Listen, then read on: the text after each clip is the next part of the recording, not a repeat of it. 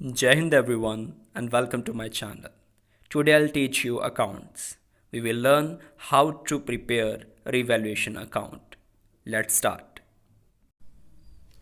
तो आज हम पढ़ेंगे रिवैल्यूएशन अकाउंट के बारे में। रिवैल्यूएशन जो है वो दो वर्ड से बना है। Re plus valuation means, re means again, valuation means to calculate. तो revaluation means again calculation. Again calculation of what? Again calculation of assets and liabilities. On the time of admission of a partner, a revaluation account is prepared. अब जब नया partner आएगा तब हमारे पास कुछ assets होंगी, कुछ लाइबिलिटीज़ होंगी, तो उनकी बुक वैल्यू हमें पता होगी। जब एडमिशन होती है तो हम रिवैल्यूएशन अकाउंट बनाते हैं ताकि हम जो उनकी बुक वैल्यू है और उनकी जो प्रेजेंट वैल्यू है उसमें अगर कोई चेंज आया है तो उसको रिकॉर्ड कर सके। तो यानी एसेट और लाइबिलिटीज़ की बुक वैल्यू और प्रेजेंट वैल्यू में जो चेंज आता है, चाहे वो इंक्रीज हो या डिक्रीज हो, उसे हम रिकॉर्ड करते हैं रिवैल्यूएशन अकाउंट में। अगर तो एसेट्स जो हैं वो इंक्रीज हो जाती हैं, अगर एसेट इंक्रीज होंगी तो वो इस साइड आती हैं, सॉरी अगर डिक्रीज हो जाती हैं, अगर एसेट्स डिक्रीज होंगी तो वो इस साइड आती हैं, और अगर लाइबिलिटी जो है वो इंक्रीज होगी तो वो इस साइड आएगी। Liability increase, assets decrease. दूसरी तरफ उल्टा करेंगे हम इसका, लाइबिलिटी अगर डिक्रीज होती है तो वो इस तरफ आएगी, और एसेट्स अगर इंक्रीज होती हैं वो इस तरफ आएंगी। और उसके अलावा इस साइड पे एक और चीज़ आती है, अगर कोई रिजर्व बनाया गया है या कोई प्रोविजन क्रिएट किया है तो वो भी इस साइड पे आएगा।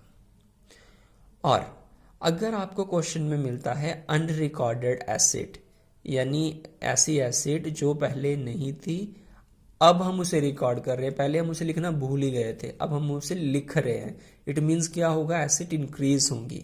एसेट इंक्रीज होंगी तो वो किस तरफ आएगा, अनरिकॉर्डेड एसेट भी इस तरफ आएंगी। और सेम वे अगर अनरिकॉर्डेड लाइबिलिटी है तो वो किस साइड आएगी, इस साइड पे। बस इतना सी होता है नॉर्मली इस अकाउंट में, यही आइटम्स आपको देखने को मिलेंगी। अब हमने करना क्या होता है, इसके बाद इस साइड का टोटल करेंगे, फिर इस साइड का टोटल करते हैं।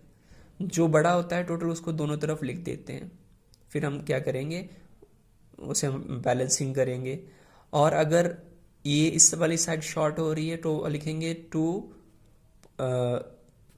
पार्टनर्स कैपिटल अकाउंट, इधर लिखेंगे बाय पार्टनर्स कैपिटल अकाउंट, और जो भी पार्टनर होंगे उनके नाम लिख देंगे और उनको जो है वो जो डिफरेंस होगा वो डिवाइड कर देंगे उनमें in old ratio, old partners old ratio, बिल्कुल वैसे जैसे हम लेजर में करते थे वैसे ही हम इसकी भी बैलेंसिंग करेंगे, इसको हम इक्वल करते हैं। अब मैंने जैसे आपको कहा कि इसमें जो है डिफरेंस आता है जिसे हम समझते हैं। मान लीजिए एक मशीनरी है आपके पास, मशीनरी की जो वैल्यू है, बुक वैल्यू, वो लिखी हुई है 50,000, लेकिन जब एडमिशन के टाइम आपने रीवैल्यूएट किया तो उसकी प्रेजेंट वैल्यू वो है 60,000। चेंज आया, कितने का चेंज, 10,000 का। इट मीन्स एसेट जो है, आपकी मशीनरी जो है वो इंक्रीज हो गई है। तो जो 10,000 का चेंज आया है वो किस तरफ आएगा, इस तरफ। कैसे, बाय मशीनरी। तो अमाउंट क्या लिखेंगे हम लिखेंगे 10,000। ठीक है जी। तो हमने डिफरेंस लिखना होता है, जो दोनों में डिफरेंस आया है। अब हम इसका एक क्वेश्चन करेंगे जिससे आपको ये बिल्कुल क्लियर हो जाएगा। तो क्वेश्चन आपकी स्क्रीन पे है, क्वेश्चन को आप ध्यान से देखिए, पढ़िए, उसके बाद हम इसे सॉल्व करते हैं।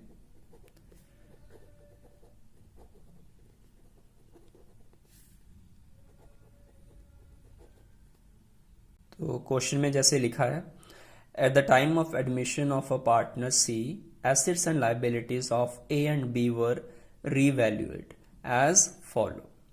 Point number A, a provision for doubtful debts 10% was made on sundry debtors.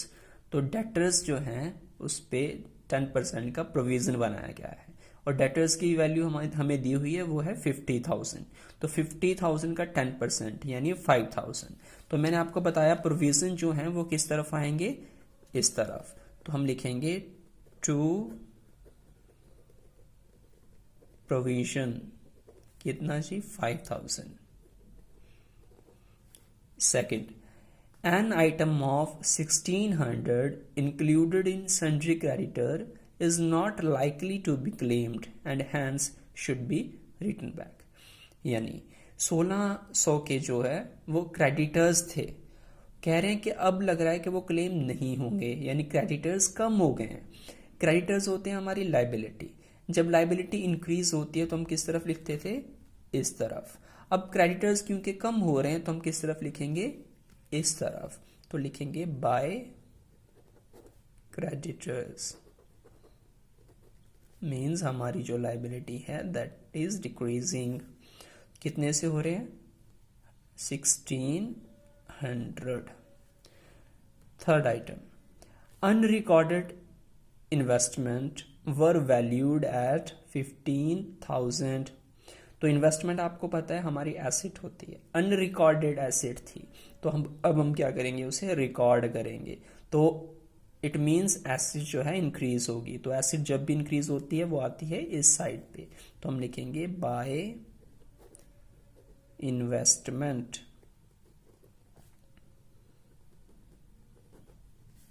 कितना आएगा, इन्वेस्टमेंट की वैल्यू हमें गिवन है 15,000। Next, a provision of 2,000 was made for an outstanding bill for repair। यानी एक 2,000 का हमने प्रोविजन बनाया है, किस चीज़ का, रिपेयरिंग के लिए। तो प्रोविजन मैंने आपको बोल ही दिया है वो किस तरफ आता है, इस तरफ। अगेन टू प्रोविजन फॉर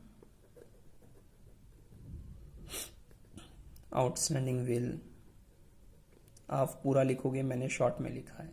तो कितने का प्रोविजन है हमारे पास, 2,000 का। 2,000। उसके बाद देखेंगे next, machinery be reduced by 16,000 and building be appreciated by 40,000। यानी मशीनरी जो है उसकी वैल्यू 16,000 से कम होगी। अब उसकी वैल्यू क्या है, कितनी थी कितनी नहीं, वो हमारे लिए मायने नहीं रखता। अगर आपको स्टेटमेंट में वर्ड बाय दिखता है तो बाय के बाद जो अमाउंट होगा वो डायरेक्ट सीधा जाता है रिवैल्यूएशन अकाउंट में, उसमें आपने कंपेयर नहीं करना अगर बाय लिखा हुआ है, ठीक है। तो उसकी वैल्यू जो है 16,000 से कम होगी। अगर बाय है तो बाय वाला अमाउंट डायरेक्ट आता है, इसमें रिड्यूस हुई है। मशीनरी जो होती है वो हमारी एसेट होती है, एसेट कम हुई है कितने से, 16,000 से। तो जब भी एसेट कम होती है वो किस साइड आएगी, इस साइड। तो हम लिखेंगे टू मशीनरी कितना आएगा, 16,000। नेक्स्ट क्या बोला था उन्होंने कि वहां पे एक बिल्डिंग है वो अप्रिशिएट हुई है, मींस जो बिल्डिंग है उसकी वैल्यू जो है वो बढ़ गई है, मींस जो हमारी एसेट जो है वो इंक्रीज हो रही है। तो किस साइड आएंगी, इस साइड, बाय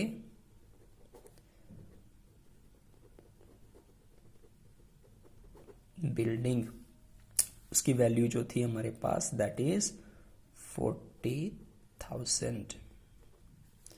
तो नेक्स्ट देखेंगे हम, stock book value 1 lakh is increased by 40,000। Increased by, तो बाय वर्ड है तो आपने इस वर्ड पे जरूर फोकस देना है। बाय अगर लिखा हो 40% तो आपने सीधा 1 लाख का 40% निकालना है, दैट इज 40,000।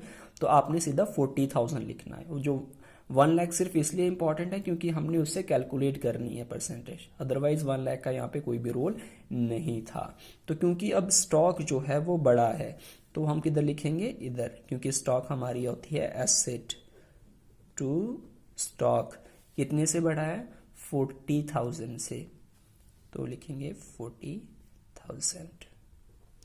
तो उसका अगला पार्ट जो है, एंड फर्नीचर। फर्नीचर जो है बुक वैल्यू उसकी 60,000 है, is to be reduced to 40%।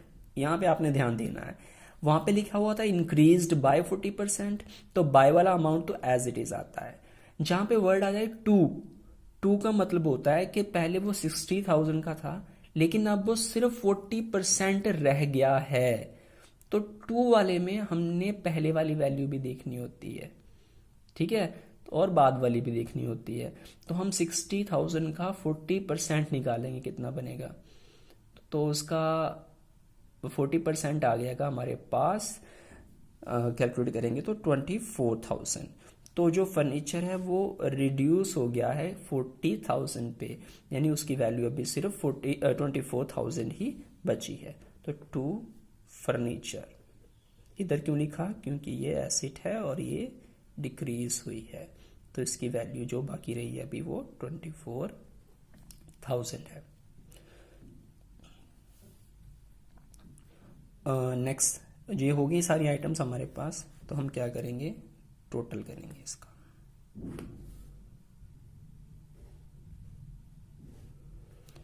पहले रफ में हम टोटल कर लेंगे दोनों साइड का, तो अगर हम इस साइड का टोटल करेंगे तो ये आएगा 96,600, और इस साइड का अगर हम टोटल करेंगे वो आएगा 47,000। तो दोनों में से जो बड़ा है वो टोटल हम लिख देंगे दोनों तरफ, 96,600, इधर भी हम लिख देंगे 96,600।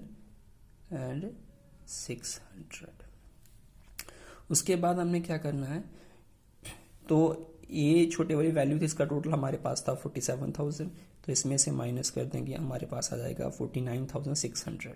तो वो हमने डिवाइड करना होता है ओल्ड पार्टनर में, ओल्ड रेशो में, टू पार्टनर कैपिटल अकाउंट।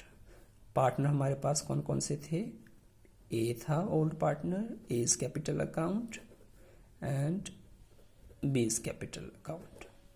तो ए के कैपिटल अकाउंट में उसका कितना पार्ट आएगा, तो इसको इसमें से माइनस करेंगे तो हमारे पास आएगा 47,000, उसको हाफ हाफ कर देंगे क्योंकि हमें रेशो गिवन नहीं है। तो उस केस में 24,800 इसको मिलेगा और सेम इसको मिलेगा, और इन दोनों का टोटल जो है वो हम इधर लिख देंगे, दैट इज 49600। तो रिवैल्यूएशन अकाउंट इस तरह से बनता है। और अगर आपको कहते हैं कि आप रिवैल्यूएशन हुई है उसकी एंट्रीज डालो, इसकी जनरल एंट्रीज डालनी है, तो ये बहुत ईजी है जनरल एंट्रीज डालना। तो अकाउंट से आप जनरल एंट्रीज बहुत ईजीली डाल सकते हो। अब जैसे आप इस तरफ देखोगे, जो जिसके आगे बाय लिखा हुआ है वो सारे डेबिट में जाएंगे।